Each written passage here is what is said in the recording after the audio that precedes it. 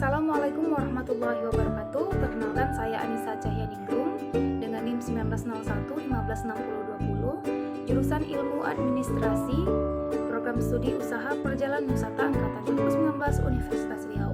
Baik, pada UTS Dokumen dan Prestasi Perjalanan kali ini yang diampu oleh dosen kami Ibu Nur Arini Yulia SST MMPAR, saya akan mempresentasikan yaitu mengenai paspor dan surat laksana paspor.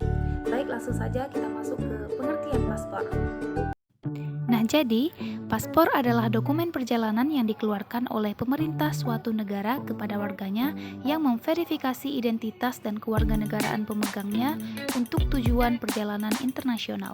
Nah, jadi paspor itu merupakan dokumen resmi yang dikeluarkan oleh pemerintah guna untuk menyatakan identitas pemegangnya dan juga untuk memberikan hak atau wewenang kepada pemegangnya untuk bepergian ke negara asing atau ke luar negeri. Baik, selanjutnya yaitu macam-macam paspor. Yang pertama, paspor diplomatik. Paspor diplomatik merupakan paspor yang diterbitkan bagi warga negara Indonesia yang melakukan perjalanan keluar wilayah Indonesia dalam rangka penempatan atau perjalanan tugas yang bersifat diplomatik. Oke, yang kedua yaitu paspor dinas.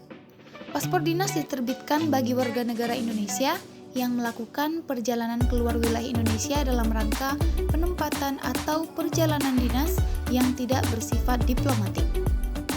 Oke, yang terakhir yaitu paspor biasa. Paspor biasa diterbitkan oleh menteri atau pejabat imigrasi yang ditunjuk dan diterbitkan untuk warga negara Indonesia. Paspor biasa berlaku selama 5 tahun. Oke teman-teman, jadi ketiga jenis paspor ini dibedakan berdasarkan fungsinya. Penting untuk kita mengetahui jenis-jenis paspor ini agar kita bisa menyesuaikan dengan tujuan atau alasan mengapa kita mengunjungi suatu negara tersebut. Baik, sekarang kita masuk ke cara pembuatan paspor. Yang pertama, mendaftar antrian online melalui aplikasi layanan paspor online. Yang kedua, membawa kode booking ke kantor imigrasi. Yang ketiga, petugas mengecek persyaratan dokumen. Yang keempat, pemohon melakukan proses foto, sidik jari, dan wawancara. Yang kelima, pemohon paspor mendapatkan kode pembayaran. Dan yang terakhir, menunggu paspor datang ke rumah atau mengambil sendiri di kantor imigrasi.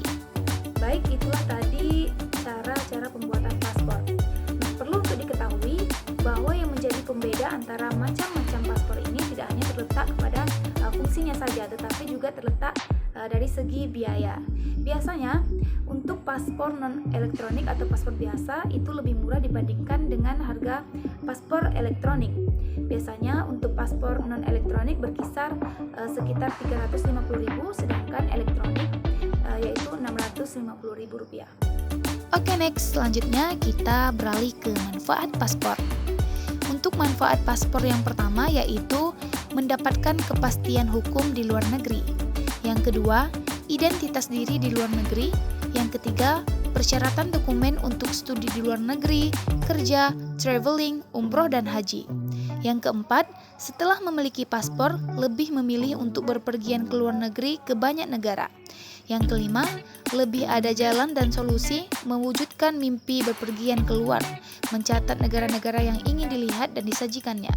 Yang keenam, baik ada ataupun tidak ada uang, banyak atau sedikit bisa terwujudnya awalnya dari memiliki paspor.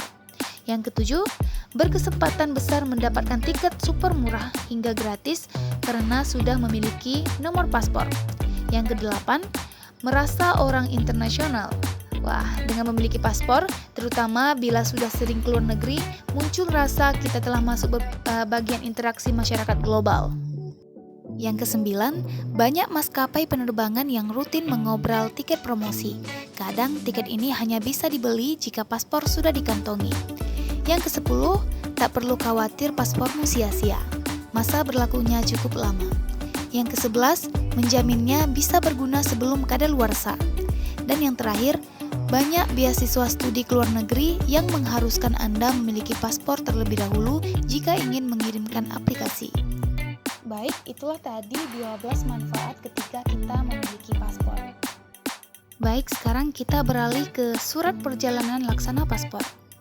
Surat perjalanan laksana paspor Republik Indonesia yang selanjutnya disebut Surat Perjalanan Laksana Paspor SPLP adalah dokumen pengganti paspor yang diberikan dalam keadaan tertentu yang berlaku selama jangka waktu tertentu. SPLP untuk warga negara Indonesia berlaku untuk perjalanan keluar masuk wilayah Indonesia. Jadi teman-teman, SPLP ini merupakan salah satu dokumen yang diterbitkan oleh pemerintah Republik Indonesia untuk digunakan dalam perjalanan menuju masuk ke wilayah Indonesia. SPLP ini juga merupakan surat pengganti ketika paspor biasa tidak dapat diberikan. Nah, itulah tadi teman-teman penjelasan mengenai paspor dan SPLP. Selanjutnya saya akan mereview studi kasus yang terjadi baru-baru ini tentang pemalsuan dokumen perjalanan. Penasaran kan? Simak videonya terus ya.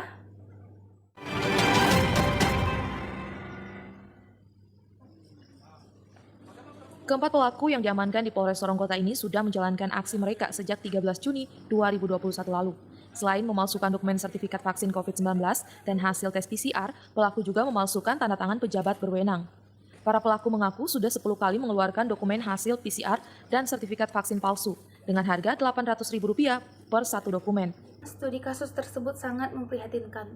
Para pelaku kriminal yang ada di Indonesia tampaknya tidak merasakan efek jera sama sekali. Padahal sudah jelas-jelas perilaku tersebut sangat merugikan. Nah teman-teman, sekian presentasi dari saya. Lebih dan kurangnya saya mohon maaf.